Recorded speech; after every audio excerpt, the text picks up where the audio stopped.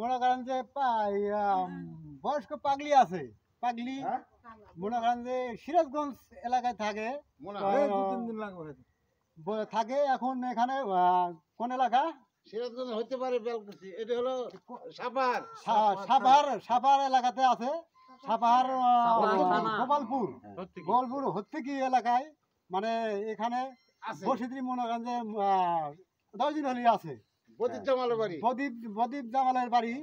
এখন এই যদি এই মাটা যদি কোনো মানে সন্তানের মা হয়ে থাকে তাহলে চিনতে পারেন, তাহলে আপনি এই নাম্বার দিব, নাম্বারে যোগাযোগ করতে পারবেন। এলাকার যে কোনো লোক, যে কোনো এলাকার লোকজন যদি থাকেন তাহলে শেয়ার কমেন্ট করে সবারে মানে জানাই দিন, তাহলে জিনিসটা মানে জানাজানি হবে। কিন্তু আমার এই বুড়ি মাকে সবাই পায় জানি, তাহলে আমার ওই বেচারার লোক যেটাই হোক পাবে। এখন বলা হলো যে আমি নাম্বার দিচ্ছি, নাম্বারটা দিচ্ছি 01306156091। এই নাম্বারে যোগাযোগ করলে আপনি এই মনে করেন যে হর্তিকি এলাকায় পাইবেন।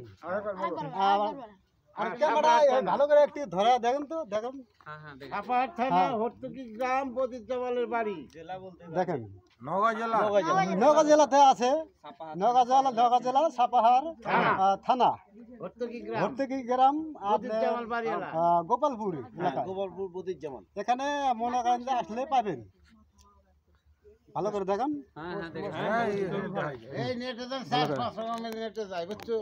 কার কাজ কেন খবর হয় না, তোর খবর আছে যত শেয়ার করো তত